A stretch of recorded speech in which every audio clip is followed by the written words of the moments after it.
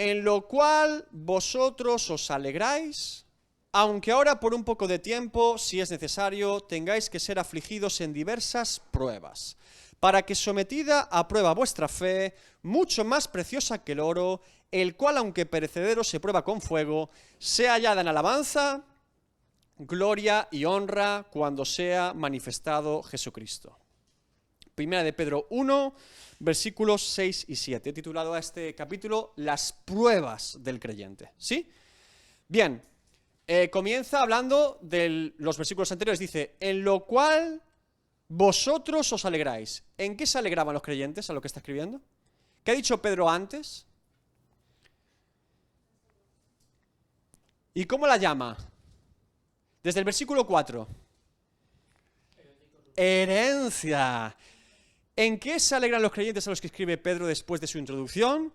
En una herencia incorruptible, incontaminada e inmarcesible, reservada en los cielos para ellos, para vosotros, que sois guardados por el poder de Dios mediante la fe, para alcanzar la salvación que está preparada para ser manifestada en el tiempo postrero. Es decir, la promesa de una herencia por la eternidad en Cristo nos da ¿qué?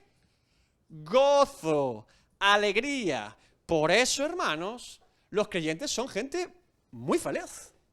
¿No lo sabía? ¿No lo había notado? Debería notarse.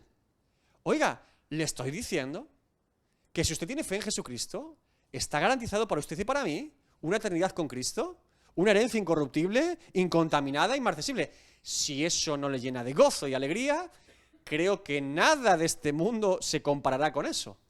¿Cómo está un creyente? Gozoso. Entonces, ¿se nota cuando alguien está gozoso? Bien, yo sé que estamos en Galicia. Yo sé que aquí somos serios, pero no, tampoco. Ser gozoso no es ser un eufórico. Escúcheme, ser gozoso no es ser un loco. ¡Ah! No, ser gozoso es una persona que sabe en quién está plantado. Si sé en quién estoy plantado, el gozo inefable nos va a inundar, como dice el apóstol Pedro. Bien, el creyente sabe dónde tiene puesta la mirada y por lo tanto eso lo llena de gozo, de alegría. Puede vivir la vida de forma diferente. Ahora, Pedro va a lanzar con un corazón muy pastoral y práctico, además, empieza a advertir a los creyentes, versículo 6, que la herencia es en la eternidad, que la disfrutaremos, ¿dónde? En la eternidad, que aquí podemos empezar a disfrutarla, pero cuidado, donde en plenitud estaremos en la presencia de Dios, donde dice Apocalipsis que no habrá llanto, ni dolor, ni pecado, ni maldad, es en la presencia de Cristo por la eternidad. Pero ahora, aunque ahora, por un poco de tiempo, si es necesario, tengáis que ser afligidos en diversas pruebas. Muy bien. ¿Ven cómo Pedro cambia? Herencia eterna, pero cuidado. Siempre la Biblia doctrinalmente nos compensa en nuestra realidad. Para que estemos confiados, pero para que no estemos desprevenidos. Así es como es la sana doctrina. Me impulsa a confiar en Cristo, pero me advierte de los peligros de no hacerlo. Así es como se perfila una doctrina correcta por el medio del Espíritu Santo. Ahora dice, fíjense, cuando dice, aunque ahora por un poco de tiempo, ¿ahora qué es? ¿Presente o futuro? Ahora es ahora. Bien, nuestra vida presente, en nuestra vida aquí en la tierra, ¿qué tendremos? Aflicciones por medio de diversas pruebas. Es decir, Pedro traza dos realidades que un creyente tiene que entender. Vida presente, aquí en la tierra, y vida futuro en la eternidad con Cristo. ¿Sí? Vida presente, vida futura. ¿Dónde tendremos pruebas y aflicciones? En la vida presente, es lo que está diciendo. ¿Sí? Bien. Si tenemos claro esto, dice después, para aliviarnos, por un poco de tiempo. Pedro hace una comparativa, evidentemente, si tenemos una vida presente y una vida futura, de la distancia que tiene cada una de estas vidas, comparadas la una con la otra. La eternidad comparado con 80 años, ¿cuánto es? ¿Mucho o poco? La eternidad es mucho. ¿Y los 80 años qué son? ¿Se dan cuenta lo que hace Pedro? Está trazando, bien, en esta vida sufriremos aflicciones y por medio de diversas pruebas, pero es que esta vida es muy corta y la eternidad es muy larga. Bien, vamos a hacer aquí un breve ejercicio gráfico de matemáticas básicas, o de dibujo técnico, si se puede decir, que es parecido. Bien, cuando ustedes fueron al colegio, y aquí los jóvenes me van a echar una mano, y va el profesor de dibujo técnico, o de dibujo, o de plástica, o no sé la primera vez que se explica esto, yo creo que es en matemáticas, pero bueno. ¿Qué es una recta? Una consecución de puntos unidos que no tiene un principio ni un final. Es decir, una recta fuga hacia el infinito de ambos lados. Nunca se termina. Nosotros la representamos, dicen en matemáticas, gráficamente con un límite, pero realmente, técnicamente, es una línea de puntos consecutivos que no tienen principio ni final, son infinitos, ¿sí? Bien, ¿qué es una semirrecta? No. Que tiene un principio, pero fuga ¿hacia dónde? Del otro lado fuga hacia el infinito, hermanos. Una semirrecta sí tiene un principio, pero va hacia la eternidad, ¿sí? ¿Y qué es un segmento? Un segmento es una recta limitada por un principio y un final que ocupa un espacio y un lugar, ¿sí? ¿Me van siguiendo? Bien. En esta gráfica sencilla de matemáticas, ¿cuál de las tres representa a Dios? Representaría la primera, ¿verdad? Sin principio y sin final. ¿Cuál de estas representa al ser humano? No. La semirrecta, tenemos un principio, pero tenemos una eternidad.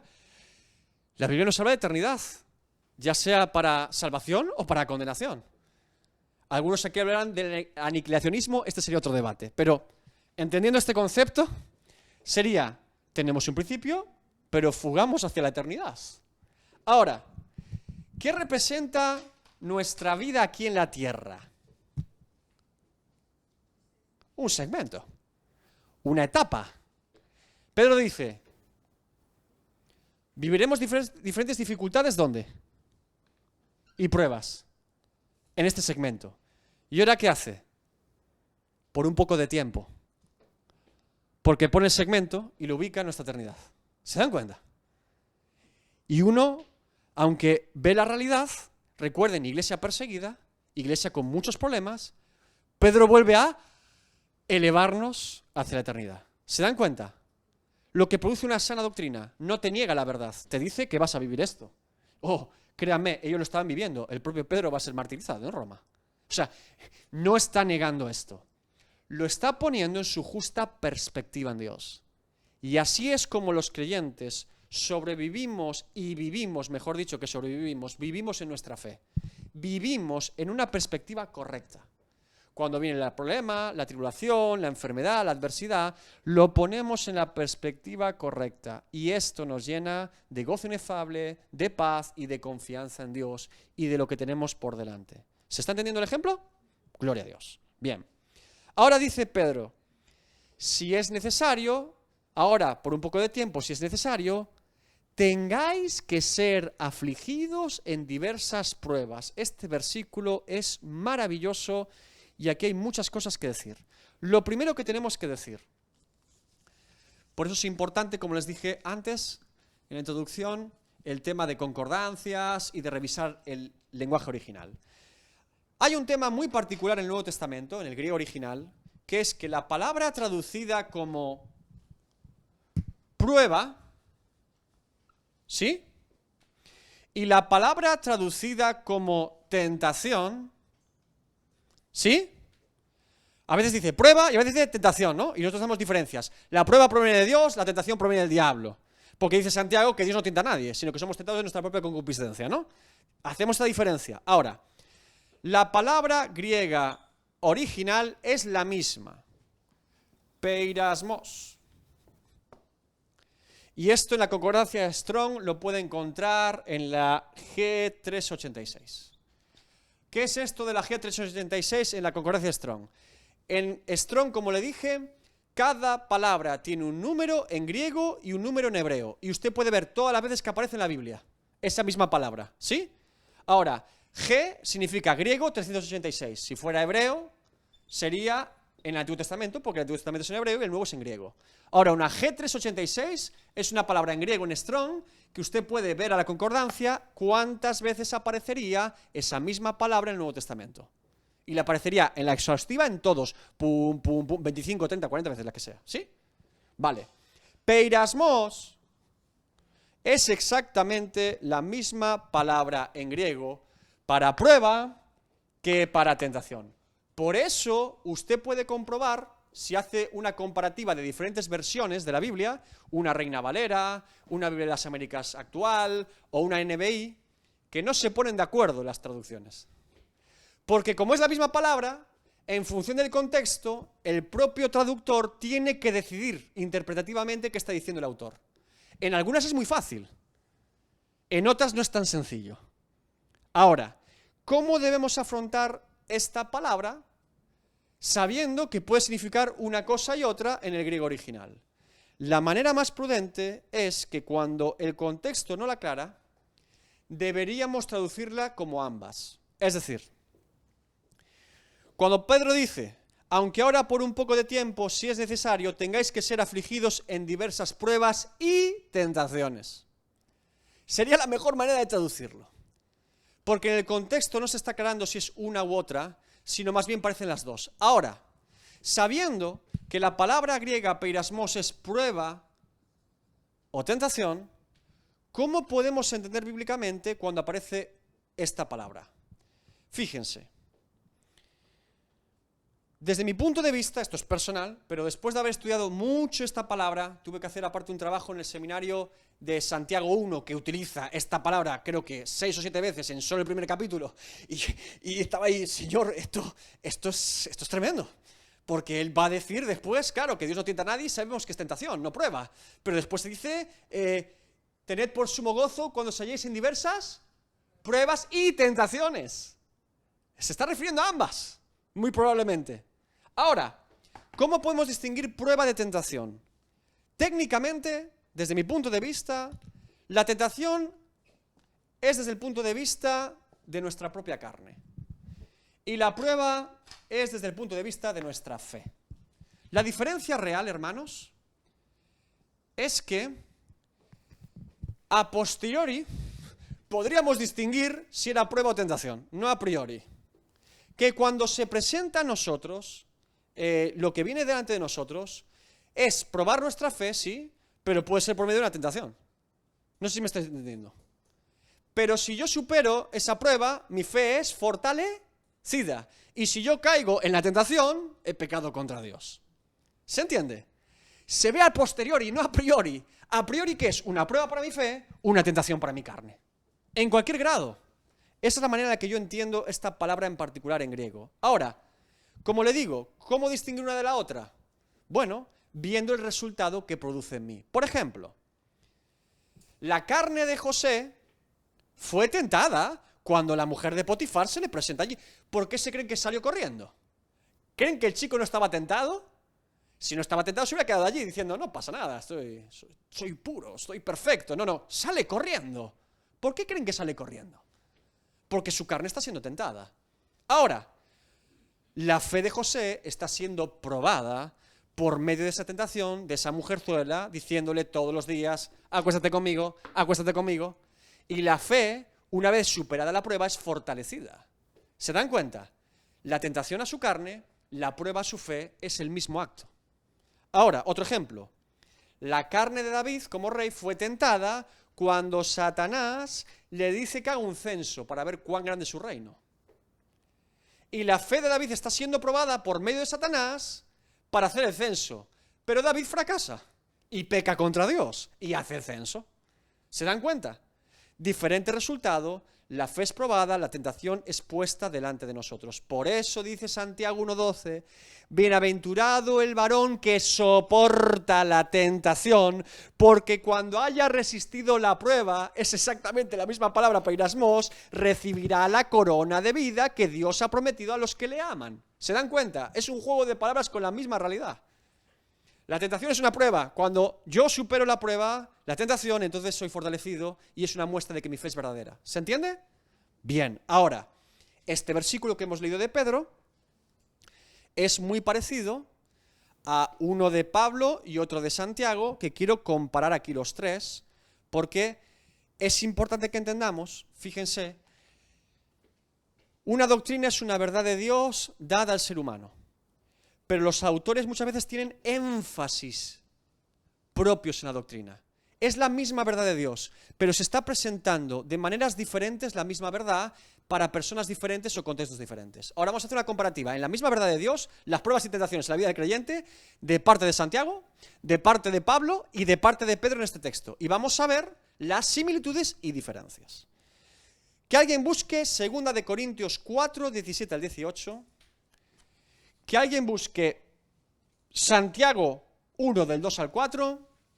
Y vamos a leer otra vez 1 de Pedro 1, 6 al 7. Vamos a hacer una breve comparativa de los tres, ¿vale? Lo apunto aquí. ¡Epa! Vamos allá. 2 de Corintios 4, 17 al 18. Santiago 1, del 2 al 4. 1 de Pedro 1, del 6 al 7. La comparativa entre los tres autores inspirados por el Espíritu Santo, referentes a una misma realidad bíblica. Pablo el primero dice: porque esta leve tribulación momentánea, ¿le suena a Pedro o no? Parecido, ¿verdad? Porque esta leve tribulación momentánea produce en nosotros un cada vez más excelente y eterno peso de gloria, no mirando nosotros las cosas que se ven, sino las cosas que no se ven, pues las cosas que se ven son temporales, pero las que no se ven son eternas. Un texto muy conocido. Y como les digo, siempre Corintios y Efesios apuntan mucho a 1 de Pedro. Tienen muchas similitudes. Ahora, Santiago, pastor en Jerusalén, medio hermano de Jesús, Santiago 1, del 2 al 4. Hermanos míos, tened por sumo gozo cuando os halléis en diversas pruebas y tentaciones, sabiendo que la prueba de vuestra fe produce paciencia. Mas tenga la paciencia su obra completa, para que seáis perfectos y cabales, sin que os falte cosa alguna. Y el tercer texto que acabamos de leer de 1 de Pedro. Aunque ahora por un poco de tiempo, si es necesario, tengáis que ser afligidos en diversas pruebas, para que sometida a prueba vuestra fe, mucho más preciosa que el oro, el cual aunque perecedero se prueba con fuego, sea hallada en alabanza, gloria y honra cuando sea manifestado Jesucristo. Adelante, Dayan. Sí.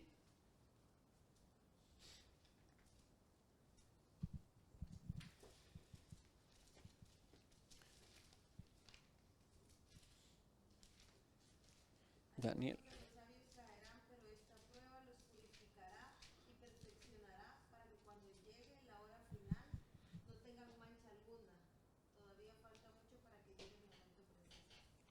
Muy bien, correcto.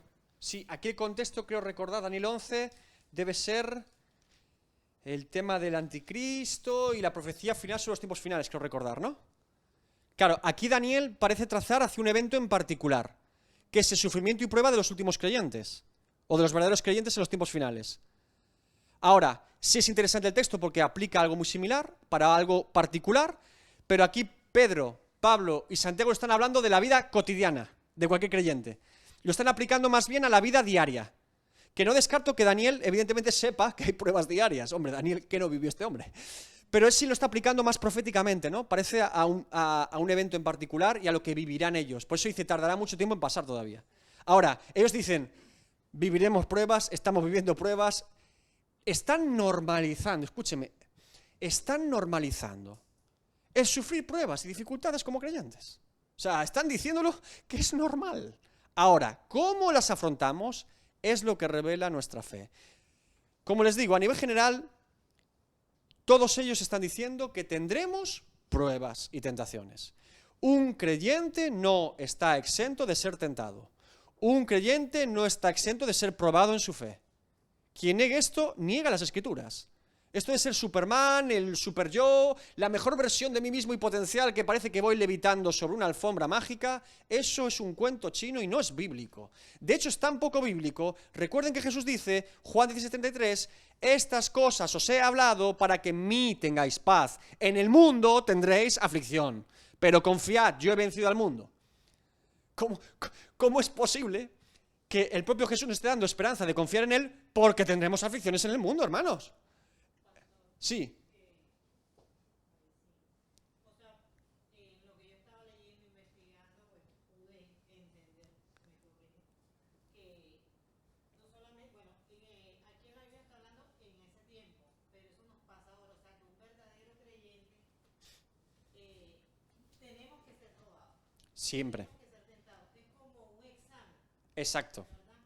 Porque me imagino que usted o cualquiera de nosotros pasamos por numerosas pruebas y ahí es donde el Señor mira en esa prueba que hacemos.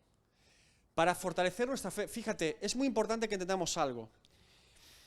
La prueba de nuestra fe es necesaria para fortalecerla. Es la conclusión del propio Pedro, lo vamos a ver después. Pero la prueba de nuestra fe es buena para mí. Dios ya conoce mi fe. Dios ya sabe mi principio, mi final y mi eternidad. Él no necesita ver cuánta fe yo tengo, Él ya la sabe. Pero yo necesito saberla. Yo soy el que me equivoco. Yo soy el que dice, como dice el apóstol Pablo, estoy firme. Mira que el que usted crea que estar firme, mire que no caiga, dice Pablo. Cuidado.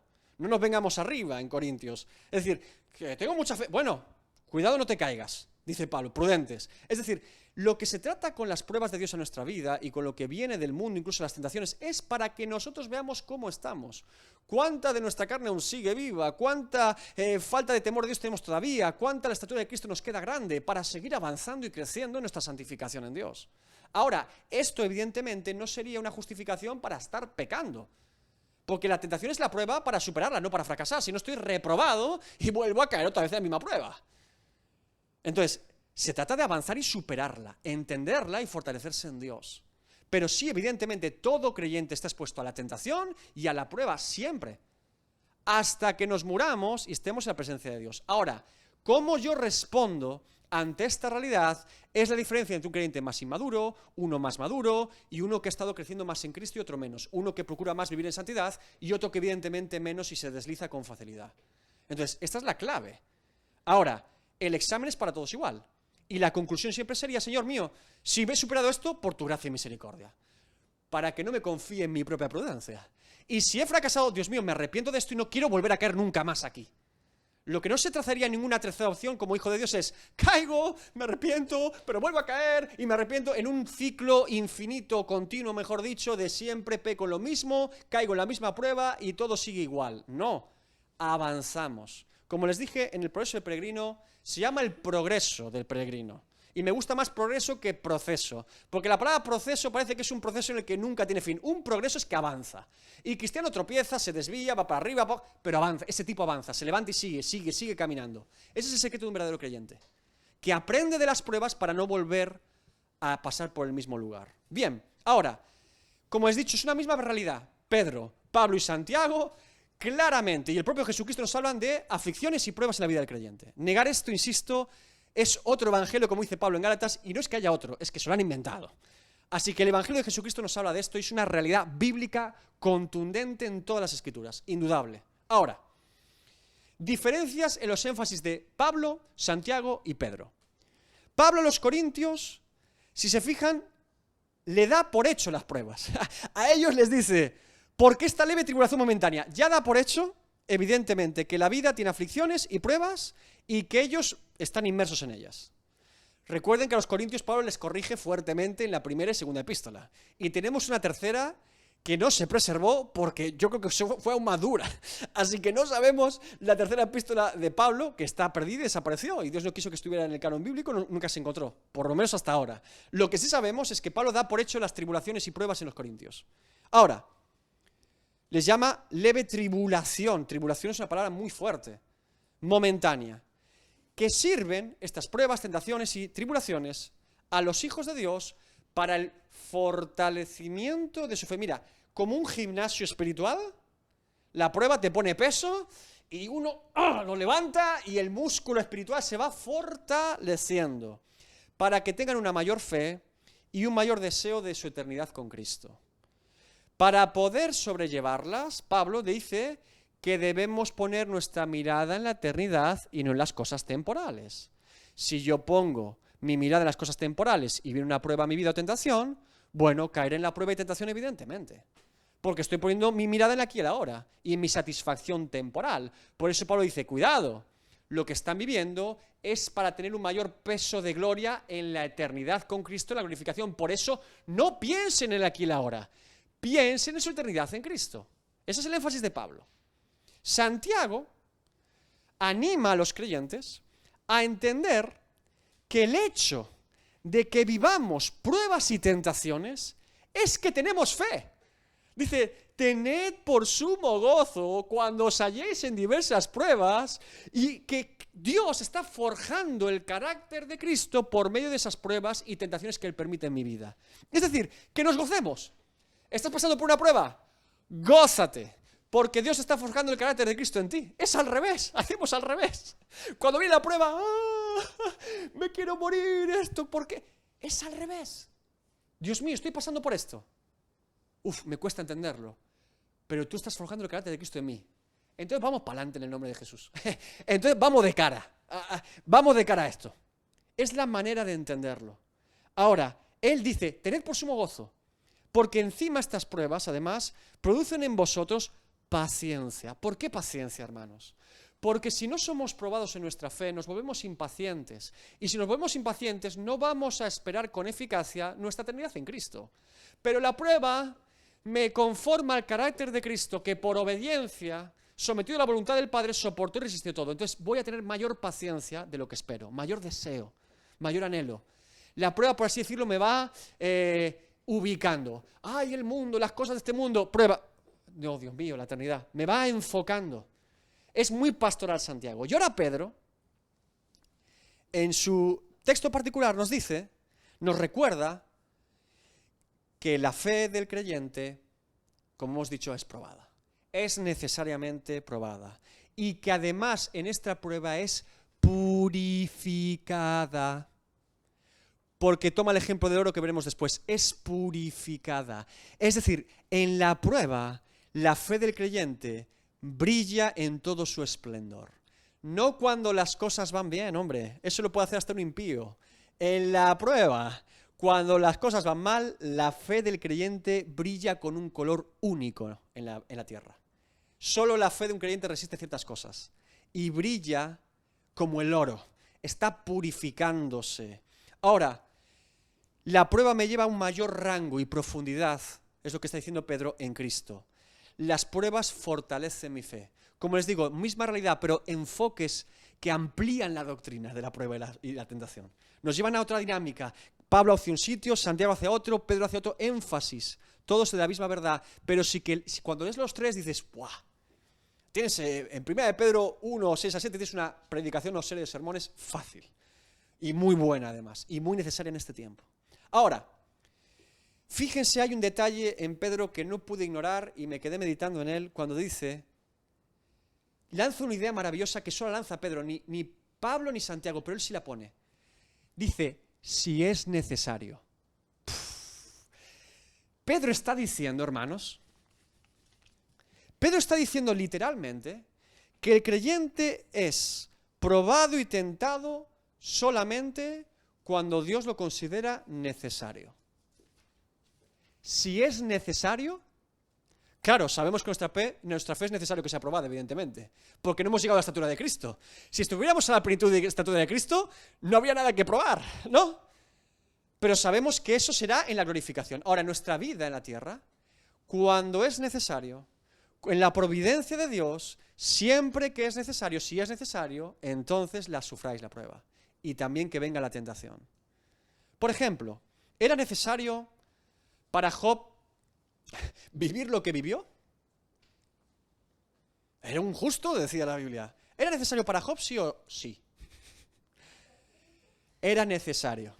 ¿Por qué era necesario para Job, viendo que era un gran creyente ya? Oraba por sus hijos, hacía sacrificios por si habían pecado. Job era un hombre temeroso de Dios.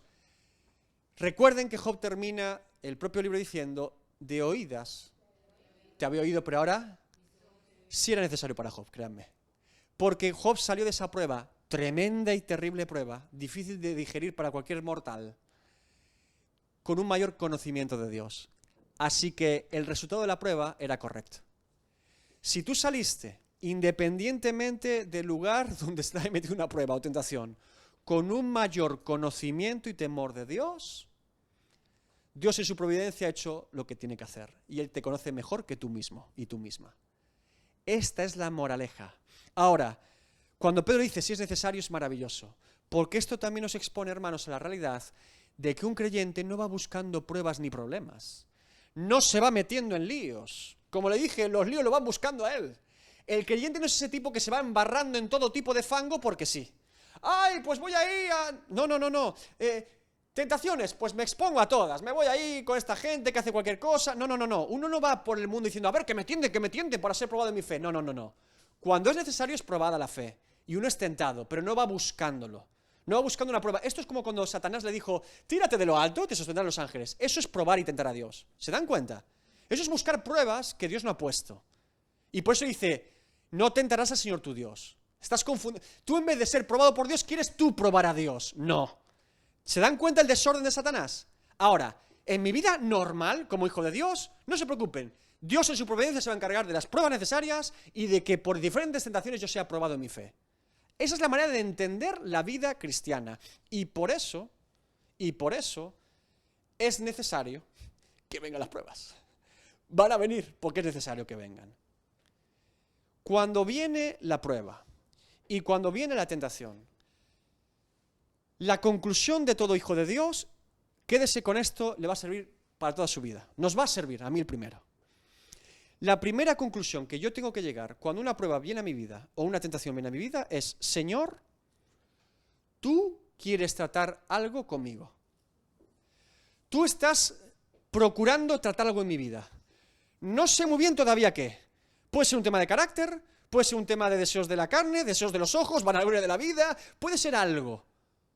Pero tú estás tratando algo en mí. Y yo tengo que verlo para poder crecer y avanzar en ti. Independientemente que tuviéramos razón en este asunto y dijéramos, esto es una maldad porque esta persona es malísima conmigo. Independientemente de que todo el mundo lo haya hecho mal, menos yo, Todo lo han hecho mal, yo lo he hecho bien. Independientemente de que no sea causa por un pecado mío. Porque escúcheme, cuando hablamos de tentaciones y pruebas, no es de pecado, ¿me están entendiendo? Si yo he pecado y vivo una consecuencia, eso no es una prueba, eso es una consecuencia de mi pecado, quiero aclararlo.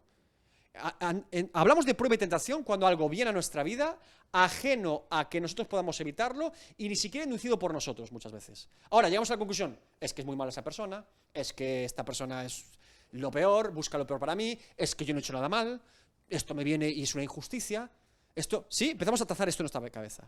Saquemos eso. Y aunque sea verdad, aunque sea injusto, la gente sea malísima, nosotros seamos buenísimos, la conclusión primera es, Señor, esto viene a mi vida, ¿qué tengo yo que revisar en mi vida? ¿Qué estás tú probándome a mí? Porque la prueba me viene a mí.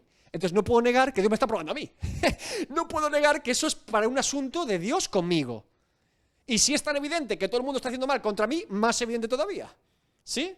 Ahora, como dice Matthew Henry, en un comentario a este versículo, dice, las pruebas y los sufrimientos rara vez vienen solos, sino que son múltiples y vienen de diferentes sectores. Por eso dice Pedro, diversas pruebas. Pedro amplía el concepto, no dice una prueba, dice diversas pruebas, en diferentes rangos, de diferentes maneras, como digo yo, diferentes teclas. Puede ocurrir que venga una prueba por un lado, otra por aquí, 2 simultáneas, 5, parece que se ha hecho una hecatombe tremenda, ¿sí? Una tormenta perfecta. Y como dice Matthew Henry, es correcto, las pruebas y los sufrimientos rara vez vienen solos. Suele empezar a desbordarse. Ahora, por eso el apóstol dice diversas pruebas. Y esto nos advierte de la complejidad de estas situaciones. Por eso, como les dije, cuidado con Satanás. El que piensa estar firme, mire que no caiga. Lo que dijo Pablo en 1 Corintios. Y lo que dice en 2 Corintios, no ignoremos sus maquinaciones. A ver si yo digo, esto lo supero yo, ¡pam! Y te vino una saeta que no esperabas. Atentos, alerta, resguardados en Cristo, en su palabra, en oración, y viendo, Señor, ¿qué tengo que ser tratado yo en mi vida? Y si después de todo eso vivido, uno sale fortalecido en Cristo, con un mayor conocimiento de Dios, habrá merecido siempre la prueba. De hecho, el creyente la recibirá con gozo, como dice Santiago. Empezará a entender el motivo. Y dirá, Señor, gracias. Gracias porque como a buen hijo me corriges, me exhortas, me diriges y me llevas a la verdad. Aunque sea por medio de diversas pruebas que son difíciles de entender o de tentaciones que vienen a tentar contra mi vida en Cristo. Bien. Sigue el apóstol Pedro. Para que sometida a prueba vuestra fe, aquí ya es evidentemente claro que la fe es probada, no hay ninguna duda, mucho más preciosa que el oro, el cual, aunque perecedero, se prueba con fuego. Es muy gráfico, Pedro, y nos advierte hasta qué grado es probada nuestra fe. Lo está comparando con el oro. Bien, como les digo, la fe del creyente es probada. Y le he puesto 3 textos claros del apóstol Pedro, Pablo y Santiago que lo demuestran y el propio Jesús. Ahora, esto nos lleva a una conclusión evidente. Y tienen que entenderlo así. Si mi fe no es probada, el motivo es que no tengo fe. Si mi fe nunca es probada, la conclusión obvia sería, es que no tengo fe que tenga que ser probada. ¿Me está entendiendo? Por eso, el decir el mensaje forzado, incluso todo va bien, soy un gran creyente porque todo va bien, es precisamente lo contrario, porque la lógica de la propia doctrina sería, si nunca ha sido probada mi fe, es que no tengo fe. Y no hay nada que probar. Ahora, el motivo principal por el que la fe de alguien no es probada, como le digo, es que no hay fe que tenga que ser probada. Jonathan Edwards, en su libro Afectos religiosos, uno de los 10 libros más importantes del cristianismo desde mi punto de vista, debe leer Afectos religiosos. Desde mi humilde opinión es uno de los 10 mejores libros cristianos, evidentemente, después de la Biblia. Le voy a leer literalmente lo que dice este hombre, acerca de la fe del creyente y de la fe de los que dicen ser creyentes pero no lo son, los hipócritas le llaman él. Dice, el diablo no ataca la esperanza del hipócrita, como lo hace con la del santo verdadero. El diablo es un gran enemigo de la verdadera esperanza cristiana. No solo porque tiene en gran medida el consuelo de quien la tiene. Es decir, un creyente sólido en su fe, difícil que lo vayas a sacar de ahí, ¿verdad? Sino también porque es una cosa de naturaleza santa y celestial, que tiende en gran medida a promover y abrigar la gracia en el corazón. Y es un gran incentivo para el rigor y la diligencia en la vida cristiana. Dice, Satanás no soporta la verdadera fe. Es la antítesis de lo que es Satanás. Odia la fe de un creyente. Odia la confianza que un creyente verdadero ha depositado en Dios y en Cristo. Y ataca como un loco, como un becerro contra eso. Porque no solamente refleja la confianza que esa persona, ser humano, ha depositado en Dios y en Cristo sin verlo, como dirá Pedro después, sino que además es que refleja la verdadera pureza y santidad del Dios mismo que ha puesto la fe en él. Refleja a Dios en él.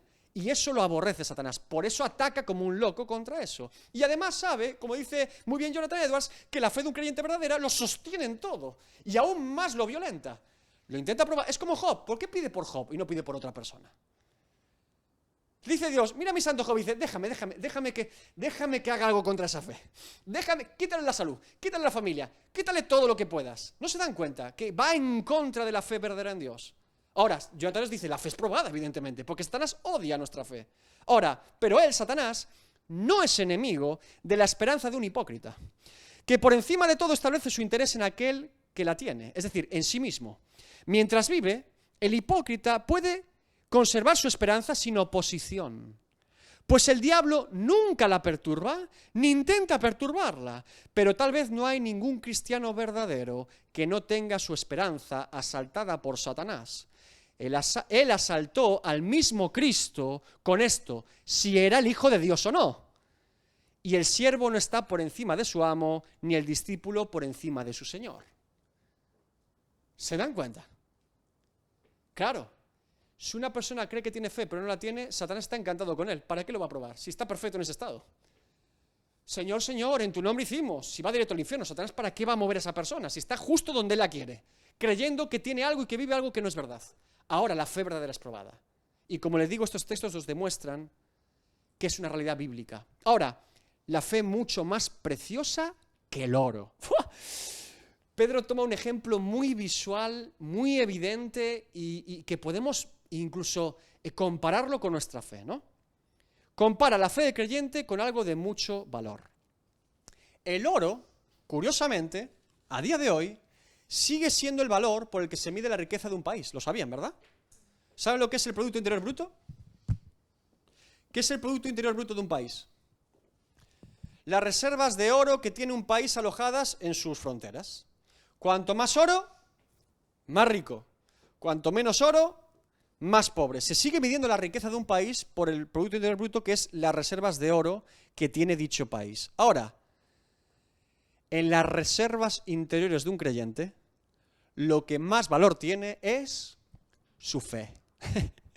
Es su confianza en Cristo. No sus vestimentas, no sus talentos o dones, no su ministerio o servicio, sino su fe. ¿Cuánto hay de Cristo en él? ¿Cuántas reservas de Cristo tiene en él? Es el valor que tiene un hijo de Dios. Cuantas más reservas de Cristo, cuanta más fe en Cristo, ese tiene más oro que resplandece. Cuanto menos, más pobre espiritualmente es.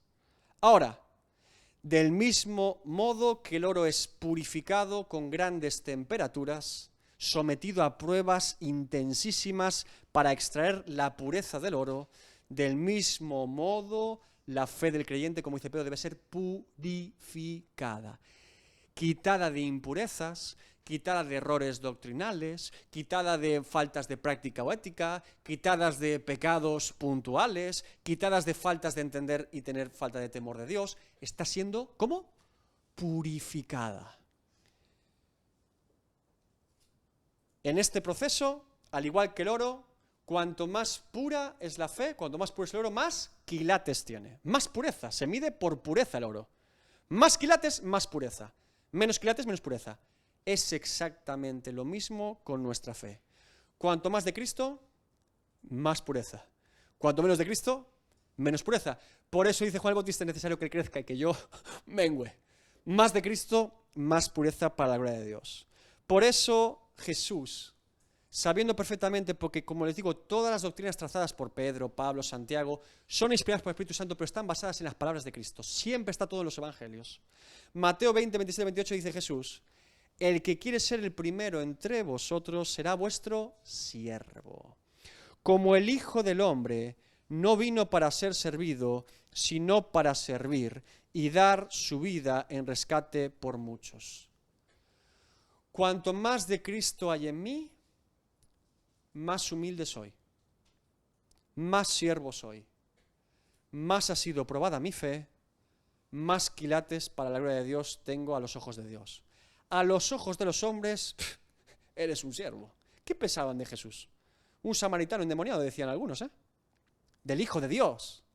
Ahora, ¿qué dijo Dios de su Santo Hijo? ¿Que era un hombre sobre todo? Nombre. La pregunta es sencilla. ¿Qué opinión le importa a usted? ¿La de los de hombres de aquí o la de Dios? A mí me importa la de Dios. Entonces, planchado en la tierra, como un siervo, humilde.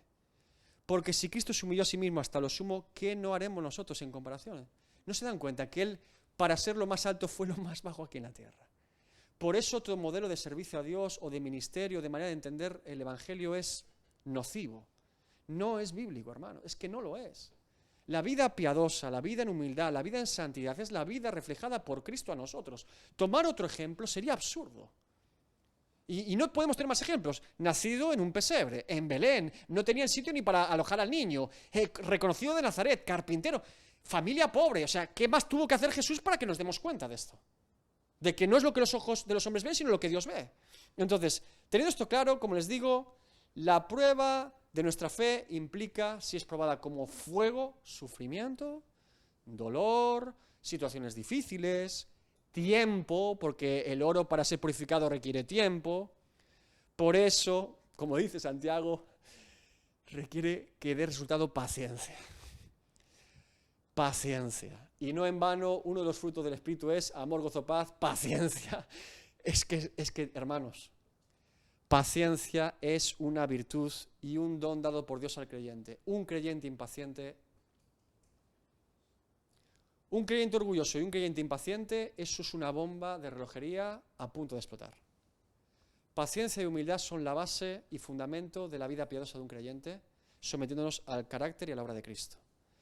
Si tiene alguna duda, todavía, de que la fe del creyente es probada, simplemente decirle: recuerde a Abraham cuando Dios le manda a sacrificar a su hijo Isaac. Se lo manda a Dios, ¿eh?